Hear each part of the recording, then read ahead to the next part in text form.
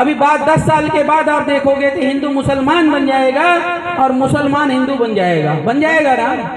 बताइए आप मुझे, मणिपुर का कांड देखा गया ना, हमारी माताओं बहनों को नंगा करके दौड़ाया गया, वहां की सेना का हथियार छीन लिया, वहां के पुलिस वालों का हथियार छीन लिया, नंगे दौड़ा रहे हैं। कौन से लोग हैं आप सोचिए जरा।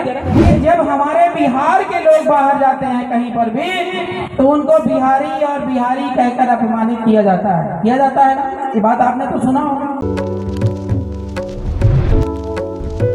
मैं स्वीटी और आप देख रहे हैं the ST news. Uttar Pradesh के बाद बिहार में सियासी जमीन तलाश रहे भारतीय राष्ट्रीय पार्टी के राष्ट्रीय अध्यक्ष आरपी मौर्य ने सीधे तौर पर नीतीश और तेजस्वी यादव पर निशाना साधा और वही भारत के प्रधानमंत्री नरेंद्र मोदी पर जमकर निशाना साधा। और सीधे तौर पर उन्होंने कहा कि जिस तरीके से आज पूरे देश आज़ादी के अमृत महोत्सव मना रहा है, एक तरफ बड़े बड़े नेता जो हैं अमृत महोत्सव मना रहे हैं, तो वही दूसरी तरफ बिहार के लोग जो हैं गरीबी से परेशान हैं और भूखमरी से परेशान हैं। क्योंकि जिस तरीके से बिहार के गरीबी और बेरोजगारी देखा जा रहा है, कहीं ना कहीं ये आप लोग लालू और नीतीश की सरकार ने 30 साल की सरकार ने बिहार को बर्बाद कर दिया है। तो क्या कुछ कह रहे हैं भारतीय राष्ट्रीय पार्टी के राष्ट्रीय अध्यक्ष आरपी मौर्य, पहले उनकी बातों को सुनवाते हैं। अभी बाद 10 साल के बाद आप देखोगे कि हिंदू मुसलमान बन जाएगा और मुसलमान हिंदू बन जाएगा ना। बताइए आप मुझे। और जब हिंदू मुस्लिम की लड़ाई होती है वोट के लिए तो सबसे पहले आप ही मारे काटे जाते हैं ना। अभी देश में इतना बड़ा आंदोलन चल रहा है, किस चीज का जानते हैं? कि जनता को लड़ाओ, प्रधानमंत्री फिर से बनाओ। जनता को लड़ाओ, प्रधानमंत्री फिर से बनाओ। मणिपुर का कांड देखा गया ना, हमारी माताओं बहनों को नंगा करके दौड़ाया गया, वहां की सेना का हथियार छीन लिया, वहां के पुलिस वालों का हथियार छीन लिया, नंगे दौड़ा रहे हैं। कौन से लोग हैं आप सोचिए जरा।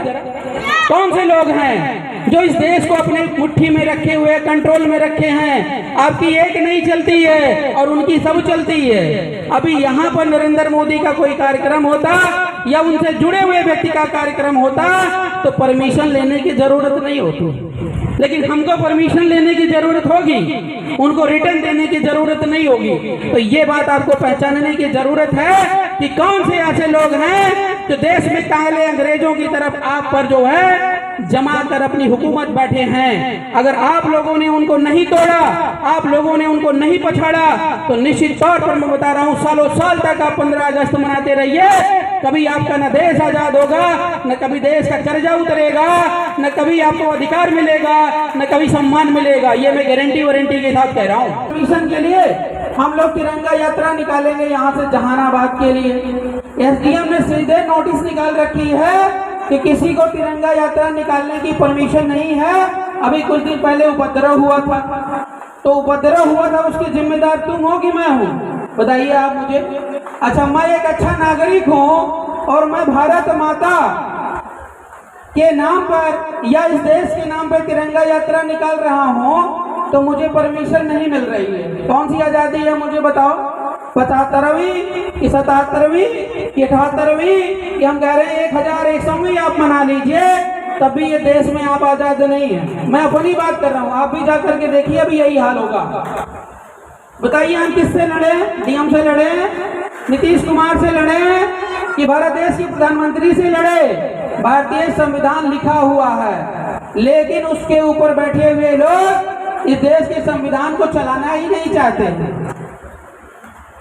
नियम कानून बना दिया गया है कि हर नागरिक का अधिकार है, सम्मान है, लेकिन वहां पे बैठा हुआ व्यक्ति अपनी वाली करता है। लेकिन जब हमारे बिहार के लोग बाहर जाते हैं कहीं पर भी तो उनको बिहारी और बिहारी कहकर अपमानित किया जाता है ना। ये बात आपने तो सुना होगा, देखा भी होगा अगर आप बाहर गए होंगे।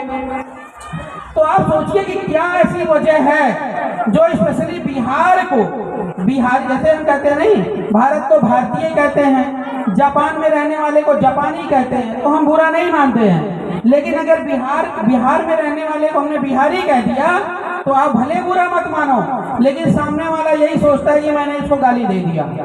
उसका इसका मतलब नहीं समझता है। वो बोलेगा कि हमने साले को गाली दे दिया और अपनी इच्छा पूरी कर ली। आपने देखा कि किस तरीके से आरपी मौर्य ने सीधे तौर पर प्रधानमंत्री नरेंद्र मोदी पर निशाना साधा और कहा कि एक तरफ बिहार के बड़े बड़े नेता जो हैं अमृत महोत्सव मना रहे हैं, तो वहीं दूसरी तरफ बिहार में बेरोजगारी और भूखमरी से लोग हैं जो मर रहे हैं और गरीब के बच्चे जो हैं नंगे पांव घूम रहे हैं। लेकिन कहीं से भी इन लोग को कोई फर्क नहीं पड़ता है, क्योंकि 30 साल में नीतीश और लालू के सरकार ने पूरे बिहार को बर्बाद कर दिया है। तो ऐसे ही तमाम खबरों के लिए देखते रहें देश न्यूज़। धन्यवाद। 15 अगस्त स्वतंत्रता दिवस की चंदन क्यारी प्यार से बोकारो झारखंड प्रदेश के सभी वासियों को बहुत सारी शुभकामनाएं। बहुत ही लंबे संघर्ष के बाद हजारों साल की गुलामी से देश आजाद हुआ और कई एक महान स्वतंत्रता सेनानी को दौरान क्या हम सब मिलकर के इस देश को परम वैभव पर ले जाने के लिए फिर संकल्पित हो आजादी के अमृत महोत्सव को मनाते हुए 2045 में अपने भारत को महान बनाने की दिशा में अग्रसर हो, ऐसी कामना के साथ आप लोगों को